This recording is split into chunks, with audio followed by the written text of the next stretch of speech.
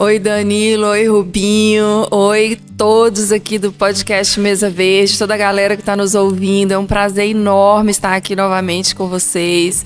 Me sinto muito em casa, muito à vontade no podcast Mesa Verde para falar daqueles assuntos que a gente ama, né? O dia feliz que começa com boi e termina com carne. E para falar de boi, de frigorífico e de carne é com a gente mesmo. E nós estamos aqui mais uma vez para mais um episódio. Eu agradeço o Rubinho pelo convite, agradeço o Danilo e toda a galera do podcast Mesa Verde. É um prazer enorme estar aqui com vocês novamente. Você fazendo essa pergunta, eu me lembrei de um post que eu vi ontem falando sobre a picanha de 2026. Então a picanha de 2026 ela está começando a ser produzida agora. Né? As pessoas não imaginam o que é. É muito fácil, entre aspas, nós irmos ao supermercado, a boutique de carnes, comprar um corte de carne para fazer o nosso churrasco no final de semana, na nossa casa ali com a nossa família, nossos amigos, mas as pessoas de maneira geral não imaginam o quanto de tecnologia, de ciência, de conhecimento que tem ali naquele corte de carne. Sim. E o processo para você produzir uma carne de qualidade, ele é um processo longo e ele envolve muita tecnologia. E esses fatores que você mencionou aí, existem fatores que são determinantes para a qualidade da carne. E esse post estava falando justamente sobre essa questão do tempo. A estação de monta que vai se viciar, essa vaca ela vai emprenhar, o período de gestação de 285 a 295 dias. Esse bezerro, depois dessa vaca parir, esse bezerro vai gastar de 6 a 8 meses para ser desmamado. Depois vai vir a fase de cria, a fase de recria, até ele ser abatido e essa carne ser disponibilizada ao consumidor. Então é um processo que para a bovinocultura é um processo longo, devido, é claro, à espécie, ao ciclo produtivo do animal. E tem fatores que são fundamentais. A gente não consegue ter carne de qualidade. Lara, carne é tudo igual? É tudo carne? Não. Não é tudo igual, né? Não existe um botãozinho que a gente vai lá e aperta e a carne ela fica totalmente padronizada. Esses 3 fatores que a gente fala que são fatores relacionados, fatores anti-mortem, quando a gente usa o termo anti-mortem, nós nos referimos a antes do abate, né, fatores inerentes ao próprio animal, a genética desse animal, que a gente chama de genótipo ou grupo racial a qual esse animal pertence, a idade de abate desse animal e até o tipo de alimentação que esse animal recebeu ao longo da sua vida e também na fase de terminação vai interferir na qualidade final da carne, vai interferir no sabor da carne, vai interferir na suculência da carne, vai interferir principalmente na maciez. E a maciez é a característica mais desejada, mais valorizada pelo consumidor de carne em todo o mundo. Quando a gente fala em carne bovina, a característica que mais pesa para o consumidor é a maciez. Lara, por que você falou carne bovina e a suína? E de ave? Não, a carne suína e a carne de aves, ela também tem, claro, o consumidor também quer uma carne macia, quer uma carne saborosa, quer uma carne suculenta, mas essas espécies têm um ciclo de produção muito mais curto do que a da carne bovina. Então você pega um frango de corte, são 21 dias o ciclo de produção do frango de corte, né? Do pintinho de um dia, aliás, muito desculpa, rápido, né? A fase de ovo, de gestação, são 21 dias para esse pintinho eclodir e depois são mais 38, 40 dias para esse frango estar pronto para ser abatido. É um ciclo muito rápido. O suíno, a gente tem um ciclo aí de aproximadamente 150 dias a 180 dias para esse animal estar pronto para ser abatido, com aproximadamente 100 quilos de peso vivo. Então, como esses ciclos de produção da ave, do suíno, são ciclos mais curtos, a gente consegue, com o melhoramento genético, com o investimento, são sistemas intensivos de produção, nós conseguimos produzir carne com um padrão maior em termos de qualidade e também a seleção genética dessas espécies que veio ocorrendo ao longo aí das últimas décadas. E então, no caso do frango e do suíno, a gente não tem tanto problema de variabilidade. Não é que não existam problemas de qualidade, existem sim, mas não há tanta variabilidade como na carne bovina.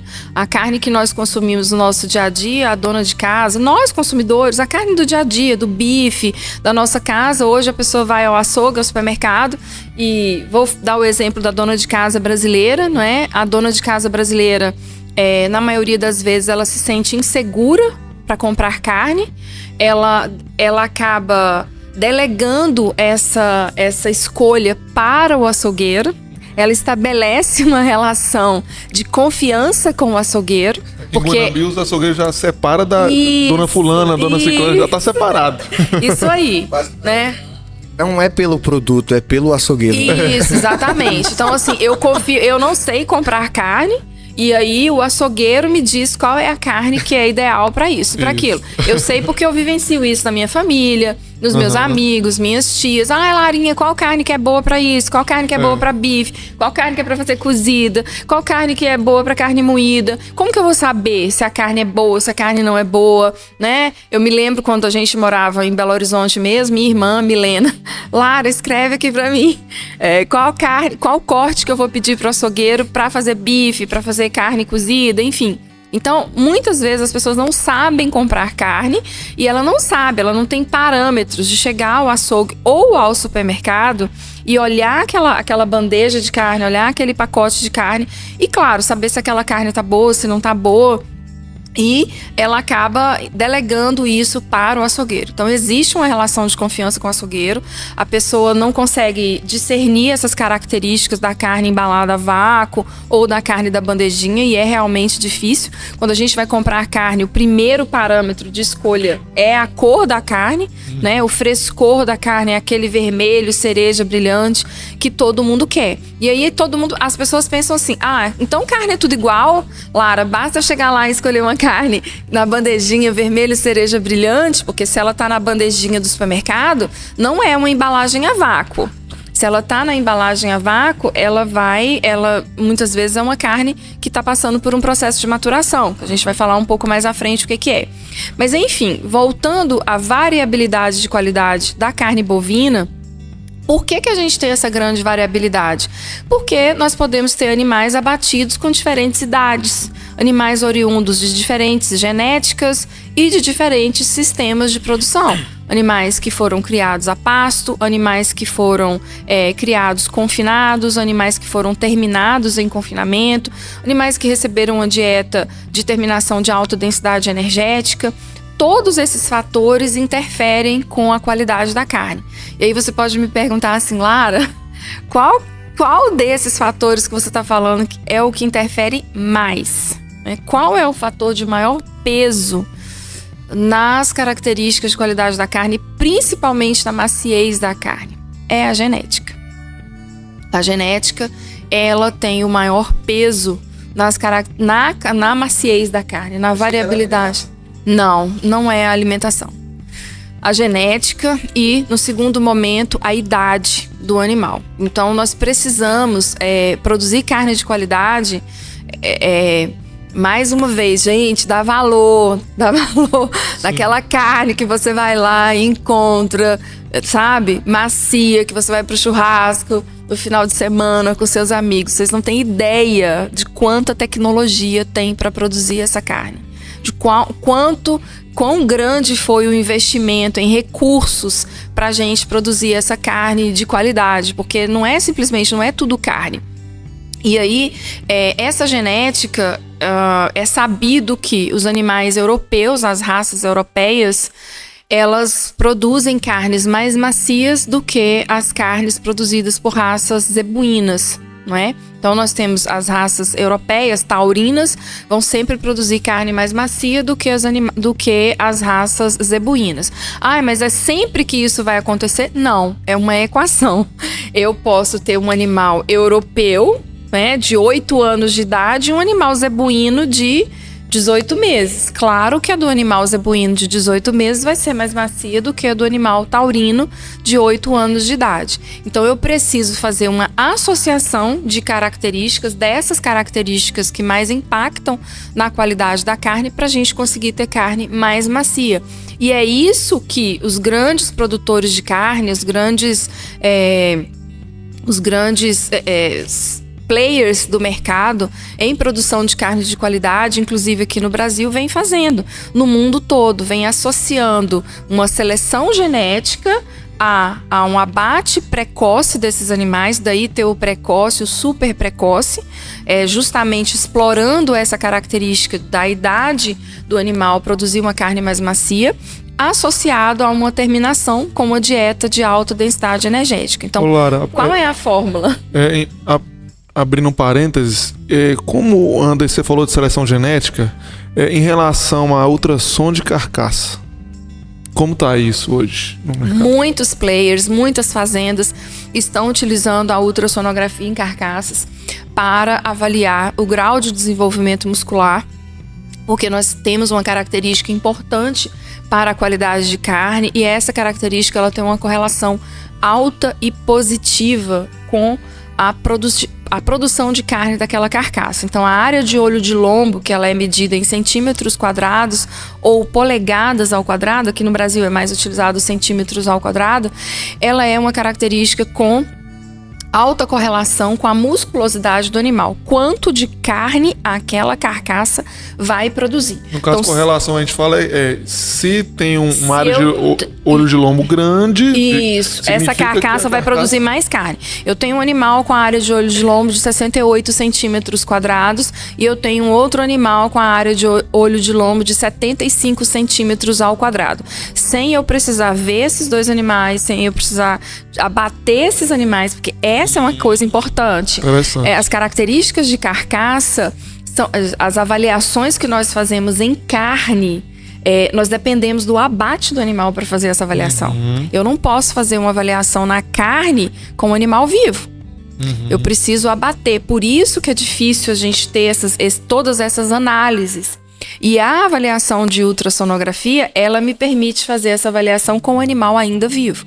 E ela me permite avaliar duas características que são muito importantes. A área de olho de lombo, que está relacionado ao rendimento, né, que os Estados Unidos, os americanos chamam de yield grade, que é o rendimento em porcentagem, quanto de carne que essa carcaça vai produzir. A gente tem que lembrar que para o produtor, o produtor ele é remunerado pelo peso da carcaça.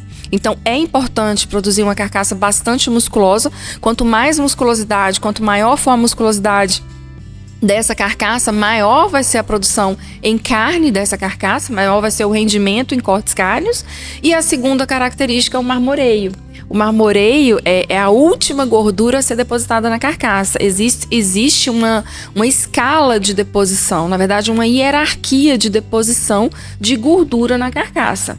E à medida que a gente vai aumentando o animal, para ele formar a carcaça, primeiramente precisa crescer, né, os três principais tecidos que fazem parte da carcaça: músculos, ossos e gordura. Então, primeiramente, a gente precisa, o animal vai crescendo, ele vai tendo um desenvolvimento ósseo, um desenvolvimento muscular, e quando ele atinge o máximo do desenvolvimento muscular, a máxima musculosidade, aí o animal começa a fazer depósitos de gordura.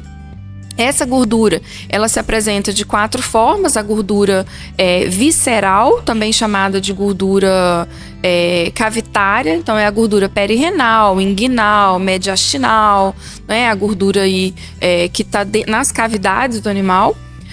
A gordura mesentérica, nós temos a são gordura... gorduras que não tá em nenhum corte normal Isso, nosso, não né, fazem parte, nós limpamos essa gordura no abate. O sistema brasileiro, a nossa avaliação de carcaça não considera essas gorduras. O sistema americano considera, né, a tipificação de carcaça americana considera gorduras cavitárias, mas aqui no Brasil não. A gordura subcutânea, que é aquela capinha de gordura amada, da picanha, desejada, da picanha, dos boa. cortes cárneos para serem churrasqueados. A gordura intermuscular, que tá lá entre os músculos, né? Aquela gordurinha que a gente vê ali no ancho, por exemplo. Aquela gordura que tá lá entre os grupos musculares. E nós temos, por último, o marmoreio, a gordura entremeada entre as fibras musculares, também chamada de gordura marmorizada. E essa gordura, ela é muito importante para a nossa percepção sensorial do sabor da carne e da suculência da carne. A suculência, ela não é determinada pela gordura, mas quando a gente come uma carne, quando a gente mastiga aquele corte de carne que tem uma gordurinha entremeada... Faz diferença. Faz diferença, porque a sensação, ela colabora com duas características muito importantes, a maciez e a suculência. Então, a nossa percepção sensorial é de que a carne que tem marmoreio, ela seja mais macia e ela seja mais suculenta. Então, a cor da gordura, ela é determinada basicamente pela alimentação do animal. Eu me lembro, criança, pequenininha, na feira, aqui em Guanambi, com painho, né? Painho, acho que foi o primeiro, foi o primeiro, assim... meu maior influencer do agro, né? Claro, eu sou filha de pecuarista, de produtor rural, e desde criança meu pai sempre gostou muito de trabalhar com carne, de preparar cortes carnes. Ele que fazia carne de sol lá em casa, então eu ia com ele à feira, criancinha, e eu me lembro da gente passando nas barracas e ele me mostrando as carnes. E aí, em um determinado dia, ele falou assim: olha, minha filha, você tá vendo essa carne aqui, ó, com a gordura amarelinha? Olha, essa carne aqui você não compra não, porque isso aqui é carne de vaca e velha. E falou assim, aí eu, pai, o quê? Carne de vaca e velha? Olha só, né? Então, existe esse um pouco de mito e um pouco de verdade nessa fala do meu pai. E a cor da gordura, ela é determinada principalmente pela alimentação do animal, pela deposição de pigmentos, né, de carotenos, que são oriundos da dieta. Animais que tenham alimentação a pasto, majoritariamente a pasto, eles vão depositando esses pigmentos na gordura. E claro, essa deposição ela vai acontecendo ao longo da vida do animal. Por isso que animais mais velhos, vacas mais velhas, vacas de descarte, aquela vaca gorda, que no frigorífico a gente chama de vaca boi, né? O que é a vaca boi? É aquela vacona pesada que a gente abate, que parece um boi, mas é vaca. E ela vai ter essa gordura mais amarelada. A gente chama, quando fica muito forte, a gente chama de adipoxantose. É até uma condição para a gente diferenciar do amarelo patológico, que é a icterícia. No frigorífico a gente faz essa diferenciação, né? Mas a adipoxantose é basicamente essa cor amarelada somente na gordura. Todo mundo pode consumir tranquilamente, não faz mal, não prejudica a saúde, nada disso. É só decorrente da alimentação do animal. E por que tem a ver a idade? Por que Painho falou da vaca velha? Porque quanto mais tempo, né? Quanto maior for a idade do animal, mais ele se alimentou a pasto, esse pigmento ele vai se concentrando no tecido adiposo. E aí, então, voltando, a gente estava falando antes de falar da gordura, das gorduras cavitárias, dos tipos de gordura. E esse marmoreio, então, é muito importante para essa percepção de suculência. E o animal, para formar a carcaça, então, primeiro a gente tem que ter essa formação da carcaça do animal, ao longo, os grupos raciais, eles têm diferentes frames. O que é o frame? É o porte da raça. Lara, então eu quero um animal muito musculoso? É fácil, então vamos criar animais de dupla musculatura. Vamos criar animais de dupla musculatura, aquele boi bombado, parecendo que tomou um anabolizante, tomou umas bombas, né?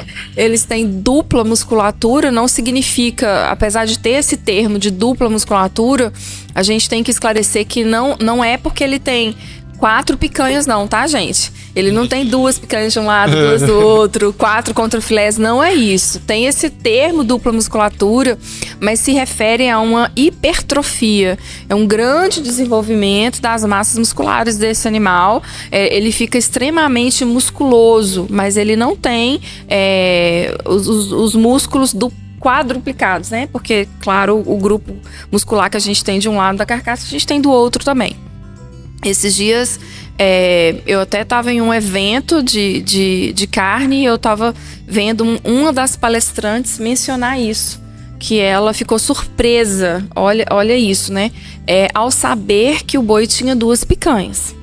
Nossa. Então, assim, é muito importante isso que esse podcast levar informação, porque às vezes uma coisa que pra gente, pra nós que somos do agro, isso é uma informação que a gente sempre soube e às vezes pro público em geral é uma novidade, né? E o objetivo desse podcast é muito importante, é levar informação, esclarecer sobre o agronegócio, sobre a produção pecuária para as pessoas.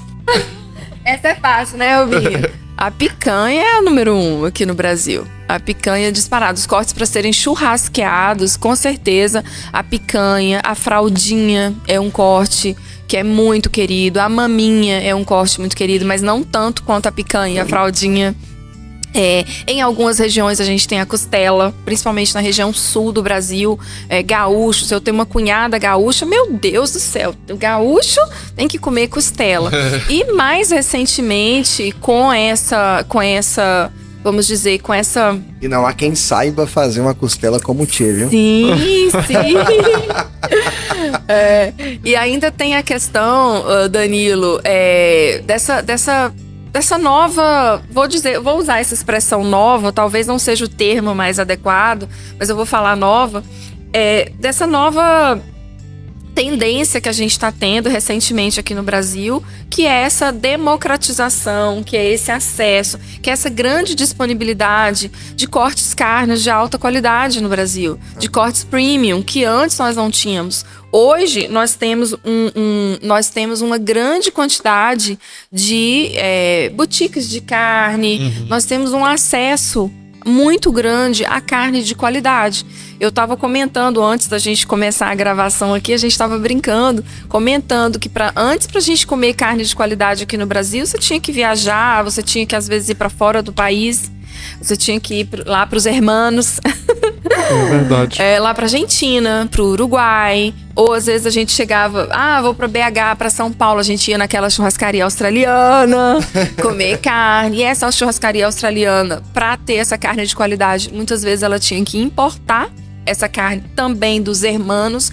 E a nossa realidade hoje é que nós temos essa carne maravilhosa, nós temos essa carne, nós não devemos em nada em termos de qualidade de carne para a carne argentina, para a carne uruguaia e até mesmo para a carne americana. Hoje é possível você consumir no Brasil carne produzida no Brasil, não é? Não é simplesmente comer a carne aqui no Brasil, você consegue comer essa carne produzida aqui no Brasil em sistemas de produção brasileiros, utilizando a tecnologia que é usada no resto do mundo e a carne de qualidade igual, arrisco a dizer até melhor, com certeza, do que alguns países. A gente, às vezes, tem a oportunidade de viajar e de consumir carne e fala, meu Deus, no Brasil eu consumo carne muito melhor do que essa que eu estou consumindo aqui.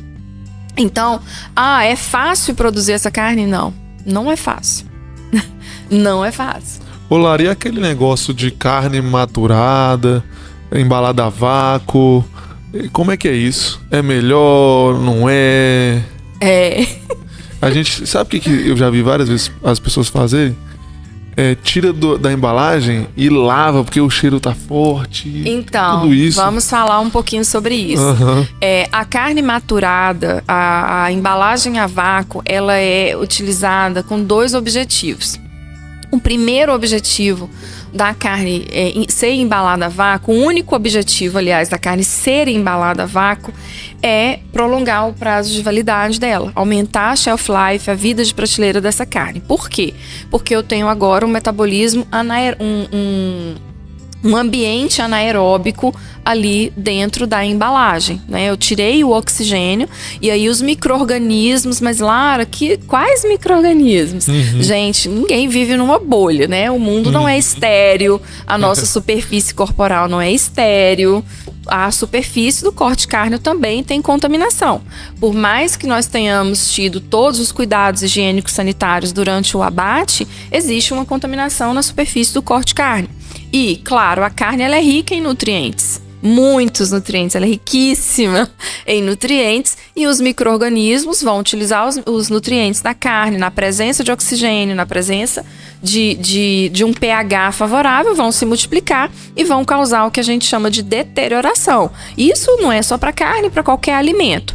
Então, o objetivo da embalagem a vácuo é retardar este processo do crescimento dos micro-organismos e selecionar esses micro-organismos, ou seja, somente aqueles micro-organismos que conseguem crescer na ausência de oxigênio é que vão conseguir se multiplicar nesse ambiente que está ali na embalagem a vácuo. Então, a primeira coisa, a embalagem a vácuo é para retardar esse crescimento e a gente vai conseguir ter um prazo de validade maior. A carne do açougue, a carne da bandejinha do supermercado, a carne que a nossa mãe, a nossa tia, a dona de casa brasileira compra no dia a dia, no açougue, no supermercado, na bandejinha, ela tem uma vida útil ali de poucos dias. Poucos dias, 4, 5 dias, 7 dias. Então, se o processo foi feito assim, com todo o rigor, com todo o critério de higiene e tal, ela consegue ali talvez uns 7, 8 dias. Mas, fora isso, a gente precisa embalar a carne a vácuo. E essa embalagem a vácuo, nós aumentamos o prazo de validade de 7 dias aproximadamente para 30, 45, 60, até mesmo 90 dias, quando a gente faz associação com outras tecnologias. Então, a embalagem a vácuo, ela vai permitir isso. E a maturação? O que é a maturação? A maturação é um processo que a gente vai deixar a carne embalada a vácuo. Toda carne, para ser maturada, ela obrigatoriamente tem que estar embalada a vácuo. Em repouso, entre aspas, dentro de uma câmara fria, em uma temperatura controlada de aproximadamente 0 graus Celsius. Para quê? Para que as enzimas naturalmente presentes na carne façam o amaciamento da carne. A carne, a musculatura, no animal vivo existe um turnover proteico, como existe em nós. Ao longo da vida, as fibras musculares do animal, elas não crescem. Em termos elas não se multiplicam, melhor dizendo. O animal já nasce com um determinado número de fibras musculares. O que acontece é que dentro dessas fibras musculares, nós temos feixes de filamentos de actina, miosina. O Rubinho vai lembrar, foi meu aluno na tecnologia de carnes. Bons tempos da faculdade.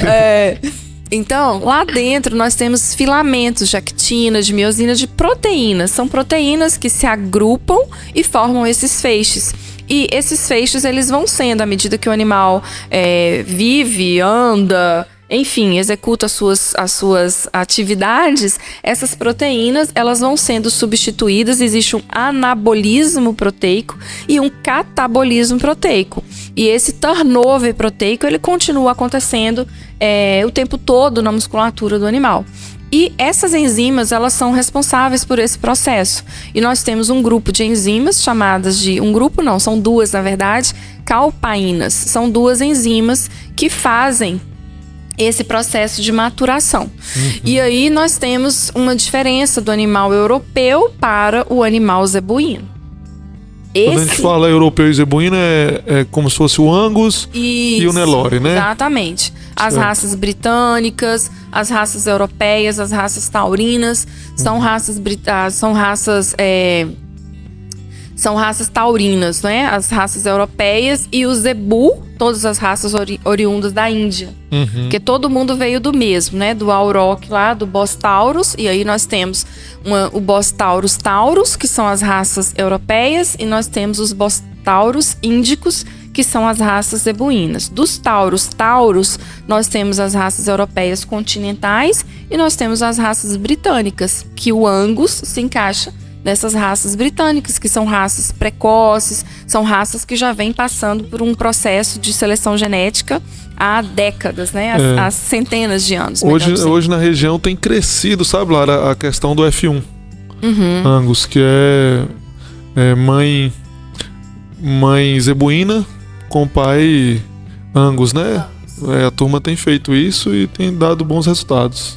Sim, essa é uma das fórmulas para a gente já começar o processo de fabricação, de produção de uma carne de melhor qualidade. Então, para a gente ter essa maturação, o processo de maturação nada mais é do que nós deixarmos a carne em repouso na câmara fria, armazenada em uma temperatura controlada por períodos de 7, 14, 21, 28 dias. E aí, essas enzimas, elas vão ter tempo para agir na musculatura, nas fibras musculares, e elas vão quebrando essas ligações das fibras musculares e vai fazendo com que a carne fique mais macia. Esse é o processo de maturação. Então, quando a gente compra uma carne maturada, a gente comprou uma carne que ela foi disponibilizada para o consumidor somente depois de ter ficado na câmara fria do frigorífico com essa temperatura controlada, ou por 7 dias, ou por 14 dias, ou por 21, ou por 28. Na maioria dos frigoríficos, a gente trabalha entre 7 e 14 dias. Não costuma passar muito disso, de 21 a 28 dias, não. A gente fica nessa faixa mesmo de 7 a 14. Sobre o hormônio no frango. Socorro, Deus! Socorro, Deus! Socorro, Aí agora Deus! você chamou Lara pra guerra. Vou cantar um louvor aqui. Jesus! Jesus! Pô, Lara, é salve. impressionante que a gente ainda escuta isso. Impressionante! Gente, vou falar, ó. Carne de frango não tem hormônio. Carne de frango não tem hormônio. Carne de frango não tem hormônio. Carne de frango não tem hormônio. Carne de frango não tem hormônio. A não ser o do próprio frango. Tem aqueles maiores, mais grandes, Não. robustos. Gente, Não? vamos lá. Isso tudo, o tamanho do frango, a produtividade que nós temos no frango de corte brasileiro hoje é decorrente de melhoramento genético, de ciência, de tecnologia, de conhecimento. Então, o Brasil é o maior exportador de carne de aves do mundo. Nós somos o segundo maior produtor, já passamos até os Estados Unidos, né? Em termos de produção de carne de frango. E tudo isso é fruto de tecnologia. O frango da década de 70, olha aí, tem aqueles desenhos, né? Tem aqueles posts mostrando o peso do frango na década de 70 e o peso do frango hoje. Como nós evoluímos, como que esse animal evoluiu em termos de ganho de peso. E tudo isso é fruto de 2 coisas. 3, na verdade, o melhoramento genético, a nutrição e a sanidade. Porque o Brasil é líder na produção de aves nesse sentido. Então, ao longo das décadas, esse animal foi sendo selecionado. E, Lara, por que a gente não conseguiu fazer isso no boi? A minha primeira fala aqui no podcast. Sim. O ciclo de produção. Para a gente ter um bezerro, a gestação são de 285 dias a 295 dias da vaca.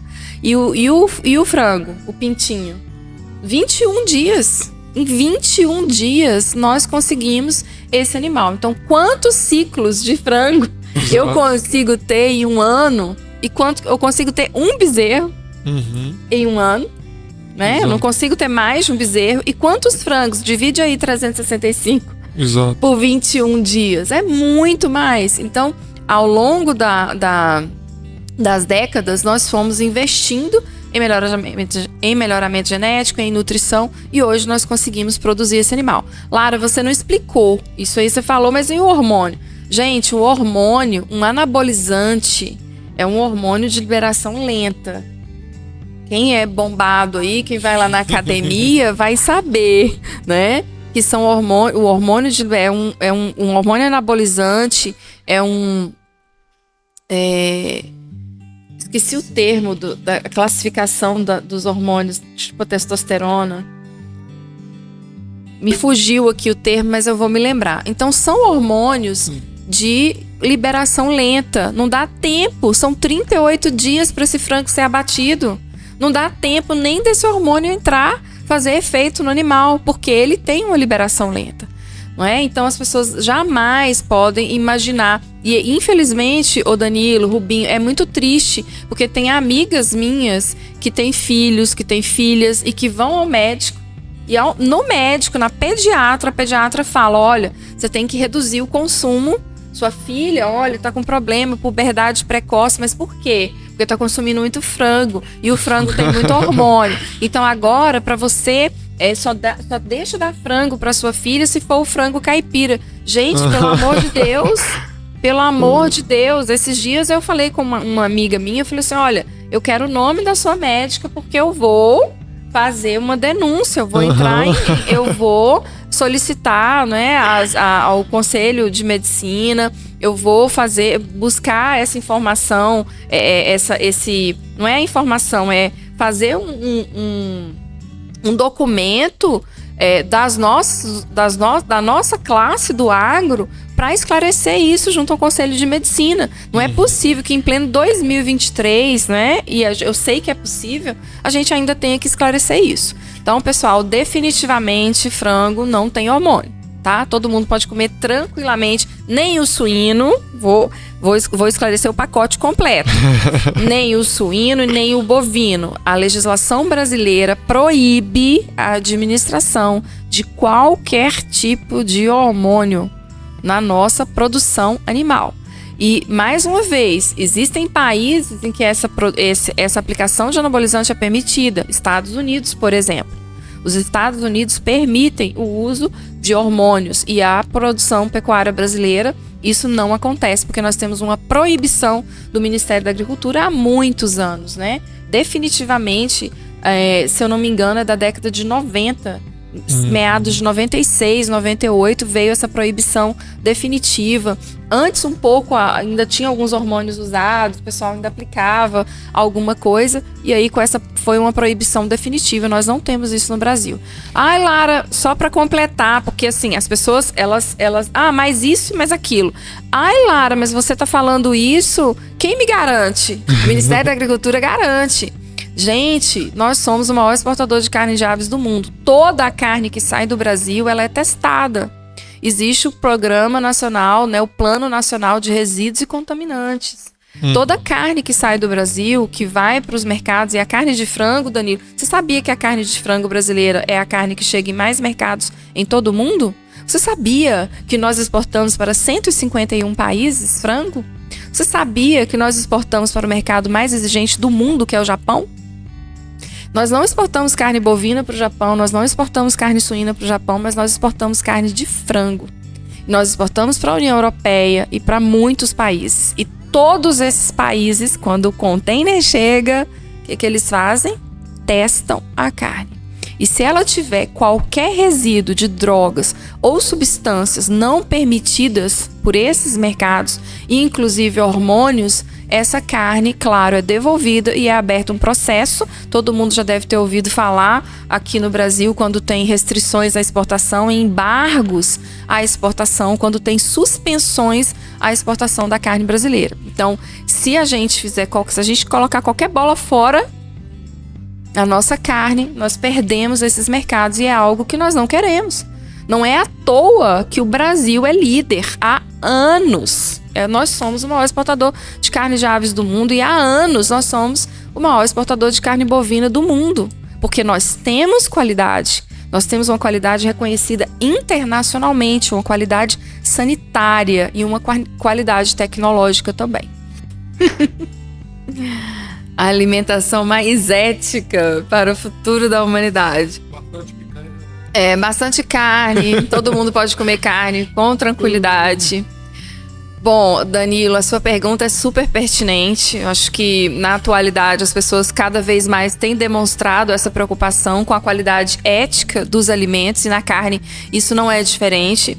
Nós temos vivenciado uma cobrança, vou utilizar essa palavra, é uma palavra um pouco pesada, não é tanto uma cobrança, mas uma preocupação. As pessoas têm demonstrado essa preocupação, esse cuidado, essa curiosidade em saber quais as condições que os animais foram criados.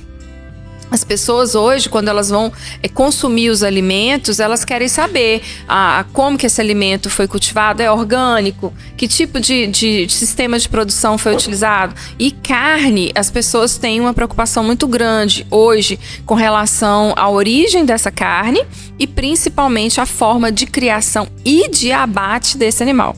Esse animal sofreu para ser abatido, esse animal ele veio de um sistema de produção intensivo. E atualmente nós temos legislações no Brasil e no mundo todo que têm colocado exigências com relação ao bem-estar animal.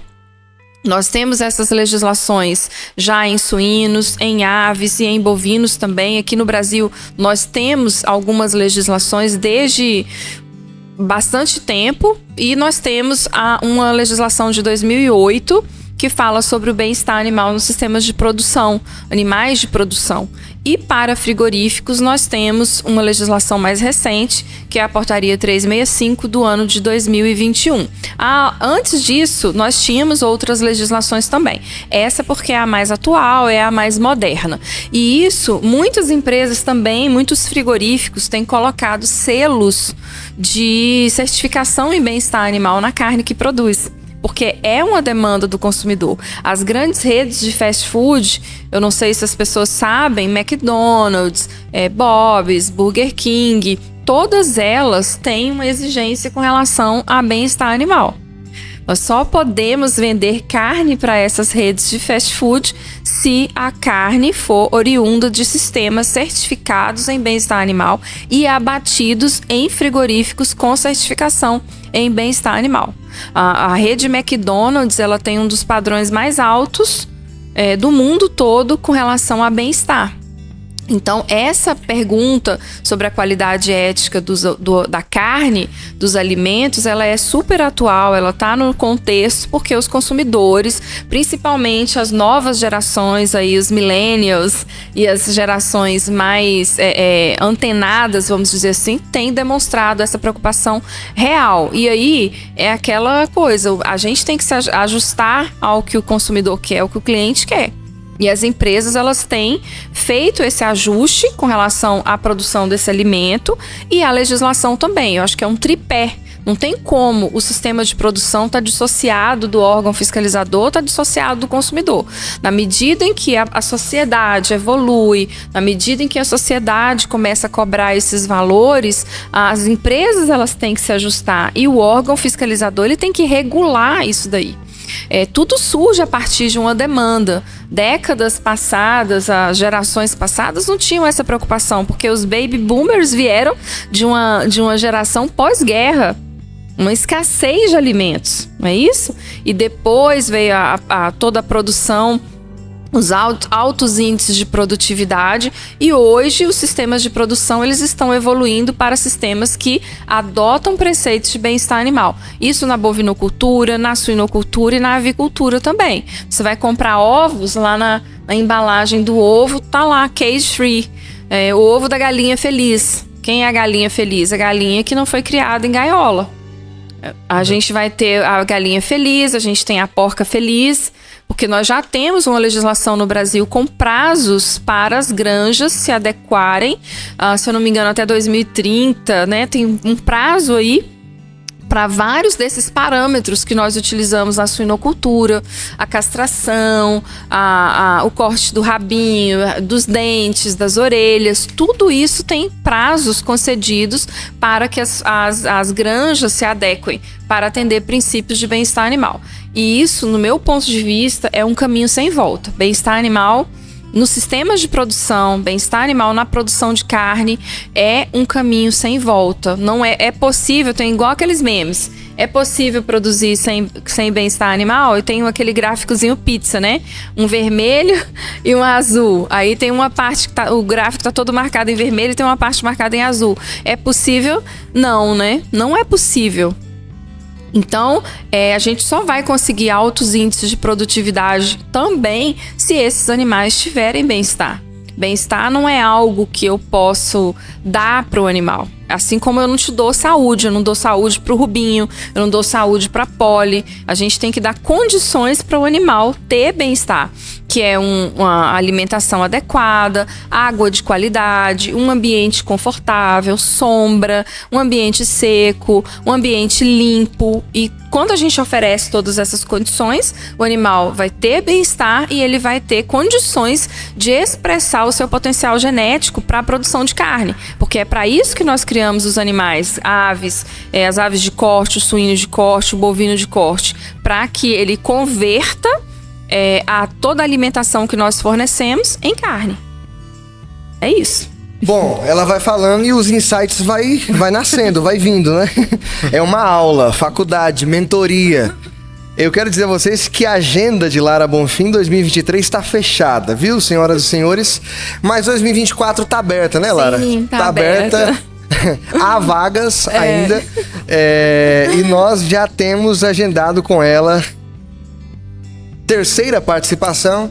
Talvez numa quarta temporada, numa quinta temporada, ou numa 10ª temporada, não sei. Ela vai voltar.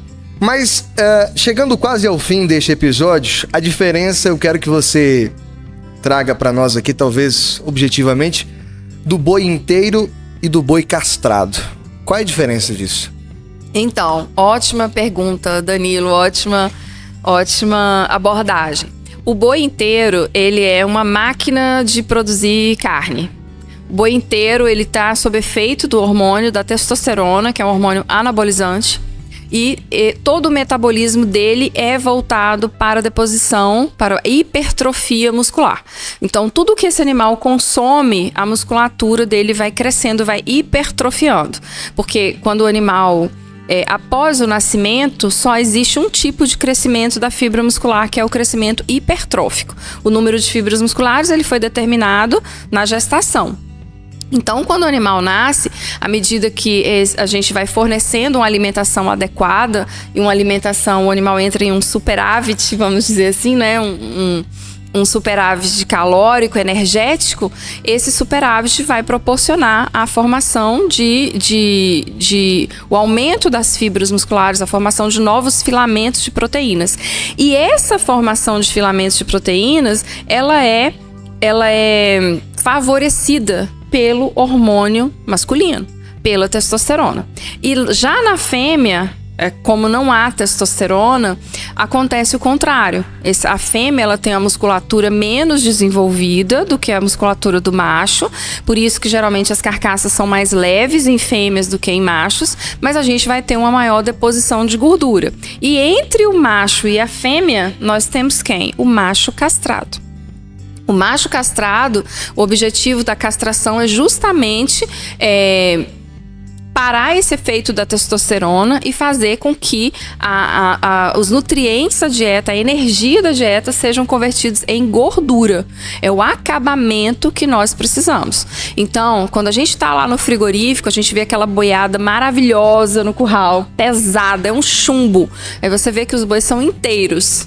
O que a gente já espera no abate? Que sejam carcaças muito, muito pesadas, mas que com um acabamento de gordura menor.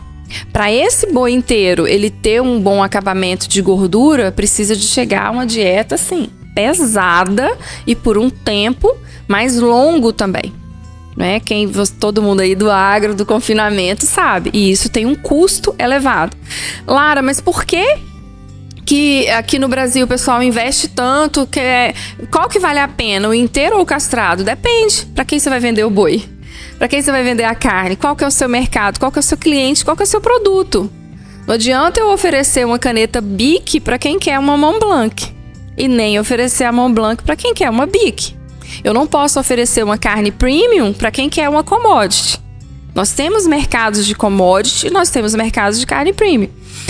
E aí que entra os sistemas, as classificações de qualidade. Então, os frigoríficos que têm linhas de carnes especiais têm investido em confinamentos, em lotes. Eu atendo frigoríficos hoje no Brasil que 100% do confinamento deles é fêmea, Angus.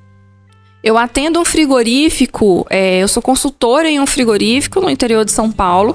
Eles têm uma marca própria de carne de qualidade. Eles têm várias lojas em São Paulo, capital, e no interior de São Paulo. E o abate deles é 100% fêmeas, Angus, de 0 e até 2 dentes. Animais muito jovens, muito pesados, 100% confinada. Aquela gordura clarinha, aquela gordura branca, né? Aquele bege bem clarinho, voltando aí um pouquinho na cor da gordura, porque é aquela gordura de um animal confinado, que praticamente não tem. Tem muito pouco volumoso e o animal muito jovem. Então, essa fêmea jovem e outros frigoríficos que eu atendo também, inclusive na região norte, com confinamento de fêmea.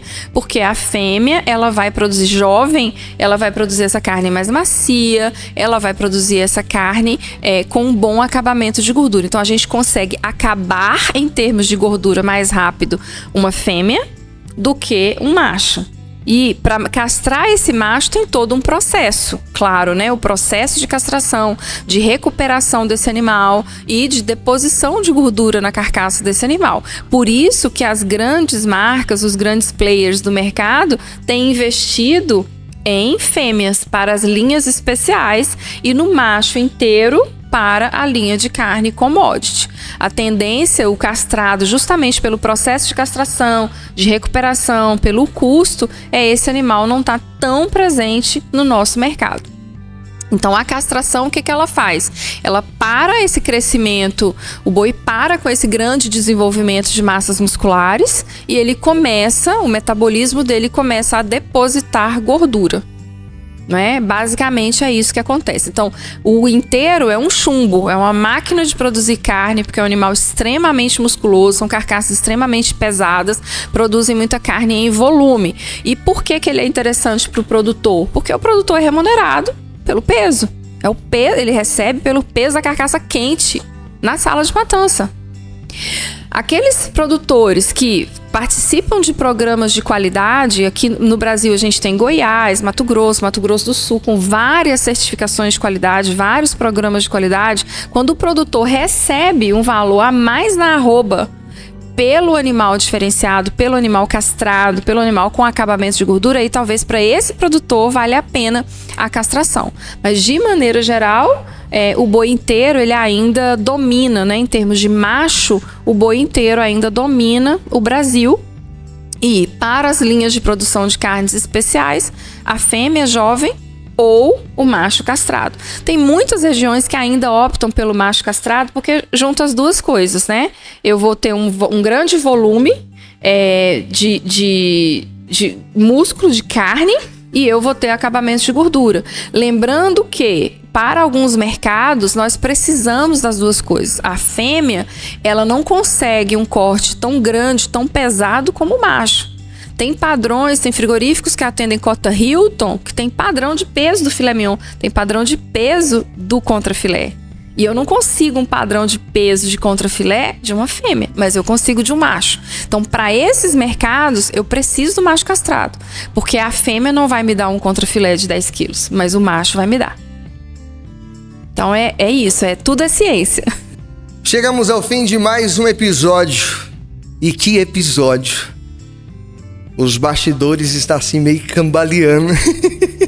Foi muito bom, inesquecível, memorável. Nosso muito obrigado a você que nos acompanhou, assistiu. E para hoje o que eu tenho a dizer é isso. O processo pode até te ferir, mas o propósito vai te curar. Até a próxima, meu muito obrigado, até sempre, fui! Você